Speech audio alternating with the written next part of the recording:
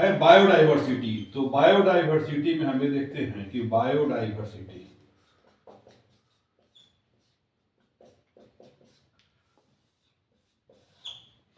पहले तो बायोडाइवर्सिटी का मतलब ये हुआ कि जो भी बायोलॉजिकल डाइवर्सिटी है, मतलब जो जैव विविधता है, एक छोटे ऑर्गेनिज्म से लेकर के और ऊपर तक, जैसे कि इसमें भी हम देखते हैं कि प्लांट किंगडम अलग है और एनिमल किंगडम अलग है। ऐसे देखिए कि अगर हम क्लासिफाई करते हैं तो लिविंग और नॉन लिविंग का कनेक्टिंग लिंक जो है वो वायरस है, और फिर इसके बाद से प्लांट किंगडम है और एनिमल किंगडम है, उसमें भी डिफ्रेंसिएशन है। तो अगर इसमें क्लासिफिकेशन है, जैसे कि मान लीजिए कि याद रखने के लिए आपको एक चीज बताता हूं मैं कि इस चीज को याद रखिए, P C O F G और S, P C O F G S. तो पी का मतलब हुआ फाइलम, सी का मतलब हुआ क्लास, ओ का मतलब हुआ ऑर्डर, एफ का मतलब हुआ फैमिली, और जी का मतलब हुआ जीनस, और एस का मतलब हुआ species. Phylum, class, order, family, genus, species. अब देखिए कि दोनों किंगडम है, प्लांट किंगडम भी है और एनिमल किंगडम भी है, plant as well as animal. तो प्लांट किंगडम है और एनिमल किंगडम है। अब प्लांट किंगडम में भी लोअर लेवल से लेकर के और हायर लेवल तक अगर स्ट्रक्चर के आधार पर देखेंगे, उसके फिजियोलॉजी पर देखेंगे, तो हर्ब्स हुए जो कि छोटे छोटे होते हैं, सर्ब्स हुए, ट्री हुए। हर्ब्स और सर्ब्स में ट्री तो बहुत बड़े बड़े होते हैं, लेकिन हर्ब्स और सर्ब्स को डिफ्रेंशिएट करते हैं कि जहां सेकेंडरी ग्रोथ होता है वो सर्ब्स में होता है, हर्ब्स में नहीं होता है। ये छोटे छोटे घास होते हैं। वैसे ही अगर हम ये देखें कि बहुत लोअर लेवल पर, तो लोअर लेवल पर हमें देखते हैं कि बैक्टीरिया है, आगे देखते हैं कि एल्गा है, एल्गी है, एल्गी हुआ, यही प्लूरल और सिंगुलर की बात हो जाती है, एल्गी एल्गा। वैसे ही फंगी हुआ, एल्गी और फंगी के बाद से देखते हैं कि ब्रायोफाइट्स है, ब्रायोफाइट्स है। वैसे ही ब्रायोफाइट से आगे बढ़ते हैं तो टेरिडोफाइट्स है, टेरिडोफाइट्स है। इससे आगे बढ़ते हैं तो जिम्नोस्पर्म है, और जिम्नोस्पर्म के बाद से एंजियोस्पर्म है। इस रूप में हम देखें कि जहां बैक्टीरिया हुआ, एल्गी हुआ, फंगी हुआ, ब्रायोफाइट्स हुए, टेरिडोफाइट्स हुए और एंजियोस्पर्म हुए। तो एंजियोस्पर्म फ्लावरिंग हो गया। ये जो है अपने इवोल्यूशनरी ट्रेंड के अनुसार है, एल्गी से अधिक, क्योंकि एल्गी और फंगी जो दो है ये थैलोफाइट्स हैं। थैलस का मतलब होता है कि जहां रूट, स्टेम और लीफ का डिफरेंशिएशन नहीं हो, वहां वो आता है थैलोफाइट्स में। तो एल्गी और फंगी थैलोफाइट्स के पार्ट हो गए। इवोल्यूशनरी उससे अधिक एडवांस ब्रायोफाइट्स हुए, उससे अधिक एडवांस टेरिडोफाइट्स हुए, उससे अधिक एडवांस जिम्नोस्पर्म हुए, और ये जो भी फ्लावरिंग प्लांट्स देख रहे हैं ये सारे होते हैं एंजियोस्पर्म होते हैं। इसी ढंग से अगर हम ये देखते हैं कि एनिमल किंगडम में, तो एनिमल किंगडम में सबसे जो छोटा ये है ऑर्गेनिज्म है वो है अमीबा है।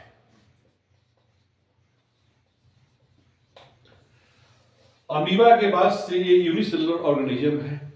अमीबा के बाद से देखते हैं कि जब ये डिफरेंशिएशन होता है तो आगे बॉडी में दो लेयर होता है, डिप्लोब्लास्टिक। इसमें हाइड्रा होता है और सिलिंट्रेटा होता है, हाइड्रा और सिलिंट्रेटा, पोरिफेरा और सिलिंट्रेटा। तो पोरिफेरा में स्पॉन्जेज वगैरह आ गए और सिलिंट्रेटा में हाइड्रा आ गया। इससे आगे हम बढ़ते हैं तो ट्रिप्लोब्लास्टिक होता है, जहां की 3 लेयर का बॉडी होता है ट्रिप्लोब्लास्टिक में। तो ट्रिप्लोब्लास्टिक में हम देखते हैं कि वहां पर आपको एनेलिड्स हो गए, मोलस्क हो गए, ऑर्थ्रोपोडा हो गए, एकाइनोडर्मेटा हो गए, एनेलिड हो गए, आर्थ्रोपोडा हो गए, मोलस्का हो गए, ठीक ना। तो ये सारे आते हैं। इसी ढंग से आगे जब फर्दर देखते हैं कि अधिक मोबाइल जब आगे देखते हैं तो वर्टिब्रेट्स आते हैं, वर्टिब्रेट्स। तो वर्टिब्रेट्स में क्योंकि फिशेज हो गए, फिशेज मछलियां, ये वर्टिब्रेट्स हो गई। इसी ढंग से आगे देखते हैं, उससे आगे एम्फीबियंस, ये वर्टिब्रेट्स हो गए। एम्फीबियन से आगे बढ़ते हैं तो रेप्टाइल, ये वर्टिब्रेट्स हो गए। इससे आगे बढ़ते हैं तो एक और मैमल है, दूसरे और बर्ड्स हैं। तो स्वाभाविक है कि जो शुरू के जो ऑर्गेनिज्म हैं वो इनवर्टिब्रेट्स हैं, लेकिन जब स्पाइनल कॉर्ड और वर्टिब्रा जब आता है तो किसी भी ऑर्गेनिज्म में मोबिलिटी बढ़ जाती है, वह चलने में सक्षम हो जाता है। आगे चल करके वहीं वर्टिब्रा और वर्टिब्रल कॉलम से और स्पाइनल कॉर्ड के बाद जब ब्रेन का डेवलपमेंट होता है तो वो लोग सबसे अधिक डोमिनेट करते हैं, जिसका सबसे एडवांस फॉर्म में मैन हुआ, ह्यूमन बीइंग हुआ, होमो सेपियंस। हम लोग होमो सेपियंस सेपियंस हैं इसलिए कि यहाँ पर वर्टिब्रेट भी हैं, स्पाइनल कॉर्ड भी है, ब्रेन भी है वेल डेवलप्ड, और मैन की एक बारीकी है कि इसको इंट्यूशन भी है, और अपने मोबिलिटी के बल पर यह पूरे वर्ल्ड पर, पूरे ऑर्गेनिज्म पर हर चीज को डोमिनेट करता है। तो ये हो गया बायोडाइवर्सिटी का इस रूप में। अब जो इंडिया है, अपना कंट्री जो है, तो इंडिया हिमालय से लेकर के और कन्याकुमारी तक जो भी आइलैंड वगैरह है, अंडमान निकोबार हो गया, लक्षद्वीप हो गया, तो ये 20 बायोजियोग्राफिक प्रोविंस है, 25, 10 जोन है, जोन की संख्या 10 है, और अगर बायोजियोग्राफिक प्रोविंस बताएंगे तो ये 25 है। तो इस रूप में ये डिवीजन है। इसमें हिमालय में भी कई हैं, थार के रेगिस्तान में कई हैं, नॉर्थ ईस्ट में है, इवन कि अंडमान और निकोबार दोनों अलग अलग है, लक्षद्वीप अलग से है। आपको ईस्टर्न पार्ट में ब्रह्मपुत्रा का रीजन हो गया, थार डिजर्ट हो गया, अलग है, उसमें रन ऑफ कच्छ जो है वो एरिया वो भी अलग है, ठीक ना। ईस्टर्न घाट, वेस्टर्न घाट, ये सारे अलग अलग हैं। तो इसमें 25 बायोजियोग्राफिक जोन है, बायोजियोग्राफिक जोन 10 है, और इतने प्रोविंसेज हैं 25, इस ढंग का डिवीजन है। अब ये जो भी डाइवर्सिटी हम देखते हैं, तो डाइवर्सिटी में आप ये देखिए कि जो भी डाइवर्सिटी है, बल्कि ओवरऑल, तो ये डाइवर्सिटी जो भी है, तो ये डाइवर्सिटी को हम एक लेवल ऑफ डाइवर्सिटी की बात करते हैं। तो ये जेनेटिक डाइवर्सिटी भी होता है, जेनेटिक लेवल पर जेनेटिक डाइवर्सिटी भी होता है। तो इसमें देखिए कि जेनेटिक डाइवर्सिटी, जेनेटिक डाइवर्सिटी जैसे कि होता है कि कोई एक स्पेसीज है, सिंगल स्पेसीज, तो एक स्पेसीज के भीतर भी डाइवर्सिटी होती है। एक स्पेसीज के, जैसे कि लेवल ऑफ डाइवर्सिटी, अगर लेवल हम चेक करते हैं, लेवल ऑफ बायोडाइवर्सिटी, तो एक पहला फर्स्ट होता है इसमें जेनेटिक डाइवर्सिटी, दूसरा होता है स्पेसीज डाइवर्सिटी, और थर्ड होता है कम्युनिटी डाइवर्सिटी। ये लेवल ऑफ डाइवर्सिटी को मेजर करने के लिए ये 3 तरह का डिवीजन है, जेनेटिक डाइवर्सिटी, स्पेसीज डाइवर्सिटी,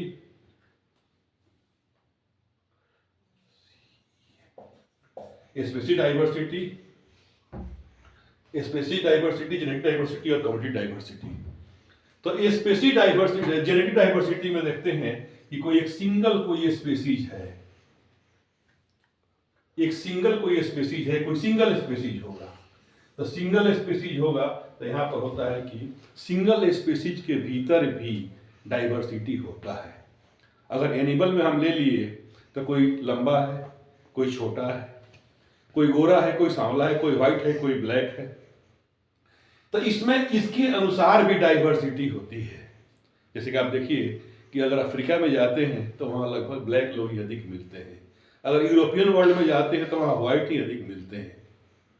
तो स्पेसीज के अनुसार आप देखिए, जैसे फ्लावर्स ही हैं, तो अगर रोज है तो रोज के कई कलर्स के रोज हैं, फिर भी रेड रोज की सर्वाइवल अधिक है। वैसे ही बटरफ्लाई है तो उसमें जेनेटिक वेरिएशन होता है, उसके अनुसार ही डाइवर्सिटी, उसके अनुसार ही पार्टिकुलर एरिया में पार्टिकुलर क्लाइमेट में उसका सर्वाइवल होता है। ये देखिए कि इंडिया में एक अलग ढंग के लोग हैं, इंडिया, पाकिस्तान, एशिया में लोग हैं, यूरोपियन कंट्री में कंप्लीट वाइट लोग हैं। तो जेनेटिक डाइवर्सिटी, वैसे ही बटरफ्लाई हो गया तो डिफरेंट कलर्स थे बटरफ्लाई के। तो जीन के भीतर भी जेनेटिक लेवल पर बायोडाइवर्सिटी होता है। अब दूसरा देख रहे हैं कि स्पीसीज के लेवल पर बायोडाइवर्सिटी, तो जैसे कि मैन की अपेक्षा हमें देखते हैं कि मैन की अपेक्षा जो चिंपांजी है तो इसका लगभग 98.4% जो भी जीन्स हैं, 98.4% जीन्स हैं वो मैन के और चिंपांजी के मिलते जुलते हैं। तो किसी खास एरिया में, किसी खास जगह में हमें देखते हैं कि टोटल ऑर्गेनिज्म कितने हैं, इसको हम लोग मेजर भी करते हैं। जैसे कि सपोज कीजिए कोई खास एरिया हो, कोई खास एरिया हो वहां पर टोटल जो ऑर्गेनिज्म है, टोटल जो लिविंग ऑर्गेनिज्म है उसकी संख्या कितनी है। सपोज कीजिए कि वो संख्या 500 के आसपास है। अगर 500 में केवल एक ही का डोमिनेंस है, 500 में 500 को एक ही चीज सरवाइव कर रहा है, तो इसका हो गया, ये 1 हो गया इसका मेजरमेंट। अगर इसका मतलब कि सिंगल स्पेसी डोमिनेट कर रहा है 500 आउट ऑफ 500, जहां स्पेसी डाइवर्सिटी की बात होती है। लेकिन इसी में ऐसा भी होता है कि अगर सपोज कीजिए कि जैसे कि इंडिया में या हम किसी एरिया में लेते हैं, किसी खास इकोसिस्टम में लेते हैं, तो किसी खास इकोसिस्टम में अगर उसमें 500 में इसका मैक्सिमम वैल्यू 1 होता है, इसका मैक्सिमम वैल्यू 1 होता है, क्योंकि 500 आउट ऑफ 500 या 1 हो गया। लेकिन ऐसा भी हो सकता है कि 500 में संख्या 5 हो, 500 में केवल 5 ही हो, तो 1% हो गया। और 1% जब भी होगा तो यह 0.01 हो जाएगा। तो इसकी जो संख्या हो सकती है कि हो सकता है कि संख्या नहीं भी हो, तो यहां पर हो जाएगा 0/500। इसको कहते हैं कि इनफाइनाइट डाइवर्सिटी। तो यह इनफाइनाइट डाइवर्सिटी से लेकर के यहां पर इसका वैल्यू 0 हो गया, तो यह इनफाइनाइट डाइवर्सिटी से लेकर के 1, मतलब एक ही स्पीशीज केवल डोमिनेट कर रहा है। ये ओडम के बुक में ऐसा कंसेप्ट है, क्योंकि हम लोग भी अपने टाइम में कहते थे कि ओडम की बुक जब पढ़ते थे तो इस तरह की चीजें आती थी, कैलकुलेशन। तो इनफाइनाइट डाइवर्सिटी हो गया। आगे चलकर वही देखते हैं कि कम्युनिटी डाइवर्सिटी, कि एक कम्युनिटी के भीतर क्या डाइवर्सिटी है। ठीक, वैसे ही तो ये तो हो गया कि level of diversity, genetic level पर, स्पीशीज के लेवल पर, कम्युनिटी के लेवल पर। लेकिन जब विशेष रूप से हम देखते हैं कि मेजरमेंट ऑफ डाइवर्सिटी, कि वहां संख्या कितनी है, उसका प्रोपोर्शन क्या है, तो एक होता है स्पीशीज की संख्या। तो उसमें जब हम संख्या मेजर करते हैं तो वहां पर लिखते हैं अल्फा डाइवर्सिटी, अल्फा डाइवर्सिटी। वैसे ही बीटा डाइवर्सिटी और गामा डाइवर्सिटी, ये वर्ड आता है, अल्फा डाइवर्सिटी, बीटा डाइवर्सिटी और गामा डाइवर्सिटी। अगर किसी एक इकोसिस्टम के भीतर अगर ये हम मेजर करते हैं तो वहां होता है अल्फा डाइवर्सिटी। अगर बिटवीन इकोसिस्टम मेजर करते हैं दो इकोसिस्टम के बीच में, ये होता है बीटा डाइवर्सिटी। और जब एक रीजन में बहुत सारे जो इकोसिस्टम होते हैं उसमें जब हम कंपेयर करते हैं तो ये होता है गामा डाइवर्सिटी। वैसे ही ये तो संख्या के आधार पर हो गया, यहां पर नंबर के आधार पर हो गया। ये मेजर करना है नंबर के रेस्पेक्ट में, लेकिन यही जब प्रोपोर्शन के रेस्पेक्ट में करते हैं तो वहां भी एक मेजरमेंट होता है। तो यहां पर लेवल ऑफ डाइवर्सिटी, यहां पर नंबर ऑफ डाइवर्सिटी और यहां पर प्रोपोर्शन ऑफ डाइवर्सिटी। तो इस ढंग से ये आता है। अब हम ये देखते हैं आगे चल करके कि आखिर ये जो लॉस ऑफ बायोडाइवर्सिटी है तो loss of diversity, loss of biodiversity के पीछे क्या रीजन है? तो लॉस ऑफ बायोडाइवर्सिटी के पीछे जो रीजन है वो रीजन है आपका, उसमें मैन मेड भी है, मतलब एंथ्रोपोजेनिक है, उसमें कारण मैन भी है और उसमें वो नेचुरल भी होता है। और ये जो डाइवर्सिटी है हमेशा हर समय कोई ना कोई ऑर्गेनिज्म एक्सटिंक्ट हो रहा है। और ये फूड चेन में, फूड वेब में किसी भी ऑर्गेनिज्म का हटना, नहीं रहना, ये फाइनली कहिए कि आदमी अपने एक्सटिंक्ट होने की ओर बढ़ रहा है। इसलिए नेचर को कंजर्व करना जरूरी है। इसमें कहीं कोई ऐसा नहीं हो कि बीच का कोई भी चीज अगर मिस होता है, अगर किसी कारण से, चाहे वो कारण नेचुरल हो चाहे वो कारण आर्टिफिशियल हो, तो ये कहीं ना कहीं ह्यूमन के लिए भी थ्रेट होता है और सारे ऑर्गेनिज्म के लिए थ्रेट होता है। जैसे सपोज कीजिए कि लोअर लेवल पर जो कि यहाँ पर प्रोड्यूसर कोई भी है, सपोज कीजिए ग्रास ही है, तो ग्रास से आगे बढ़ते हैं तो आगे चल करके उसको माउस से लेकर के ग्रास हॉपर तक है लोअर लेवल पर, वैसे ही आगे बढ़ते हुए कंज्यूमर है सब, third, secondary, tertiary, quaternary consumer है, और पीक पर बैठा हुआ है ह्यूमन बीइंग है, आदमी है। तो ये जिस रूप में भी कहीं भी लॉस हो रहा है तो इस लॉस में अंततः घाटा आदमी को भी है, मैन को भी है, क्योंकि आदमी भी अपने एक्सटिंक्शन की ओर बढ़ रहा है। एक्सटिंक्ट कभी ना कभी कर जाएगा अगर सारी चीज नहीं रहे तो, क्योंकि हम लोग भी कहीं ना कहीं डिपेंडेंट हैं इस चीज पर। अब देखिए कि 1966 में एक संस्था बनी जिसमें कि उसने जारी की रेड डेटा बुक।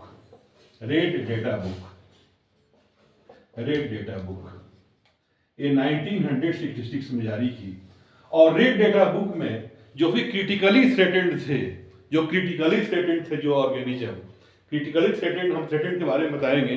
एक तो हुआ कि एक्सटिंक्ट होना हुआ, एक वर्ल्ड में एक्सटिंक्ट होना हुआ, और इसके बाद से अगर एक डिकेड में 90% कोई ऑर्गेनिज्म खत्म हो जाता है तो उसको कहते हैं क्रिटिकली थ्रेटेंड। वैसे ही अगर 70% एक डिकेड में कोई ऑर्गेनिज्म कोई खत्म हो गया, कोई भी एक पार्टिकुलर स्पीसीज, तो उसको बोलेंगे इंडेंजर्ड। जैसे कि 90% हुआ तो हो गया कि क्रिटिकली इंडेंजर्ड, अगर वो 70% है तो इंडेंजर्ड, अगर वो 50% है तो वल्नरेबल। अब 50% से नीचे कोई खतरा की बात नहीं होती है, वह नियरली थ्रेटेंड होते हैं, चाहे लिस्ट काउंट के चीज होते हैं या डाटा डेफिशिएंट होते हैं। लेकिन ये तीन चीजें जो है कि क्रिटिकली इंडेंजर्ड और वल्नरेबल, 90%, 70% और 50% अगर एक डिकेड में अगर कम हो गए तो ये समस्या की बात होती है। इसके बाद जो रीजन होता है, इसके बाद का जो कैटेगरी होता है वो होता है कि आपको मतलब थ्रेटेंड के ये में नहीं आते हैं। तो इसी में जो भी क्रिटिकली थ्रेटेंड होते हैं उसको हम लोग रेड डेटा बुक में शामिल किया गया, तो उसके लिए पिंक पेज होता है, पिंक पेज होते हैं क्रिटिकली थ्रेटेंड के लिए।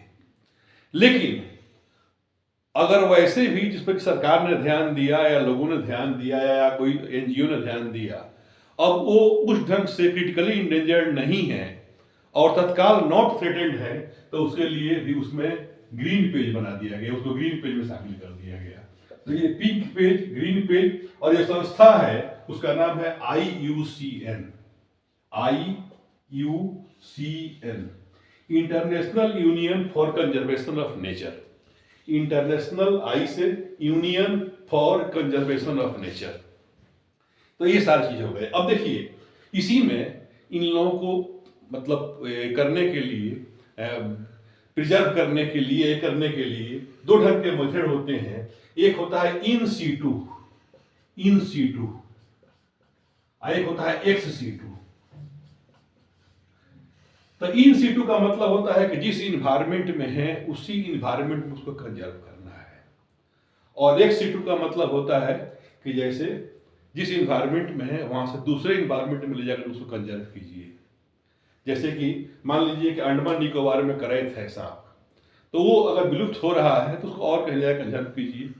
रेड सैंड बोआ है, चाहे गंगा का घड़ियाल है, तो गंगा का घड़ियाल जो है तो उसको मध्य प्रदेश के या दूसरे जो स्टेट है वहाँ के जो रिवर्स में उसको डाल दीजिए, तो ये होता है एक्स सिटू कंजर्वेशन, ठीक ना। अगर कोई सीड बैंक बना दिए दूसरे इन्वायरमेंट में, और जो भी नेशनल पार्क वगैरह है, सेंचुरी है, पार्क है, बायोस्फीयर रिजर्व है, तो वहाँ पर हुआ तो इन सिटू हो गया।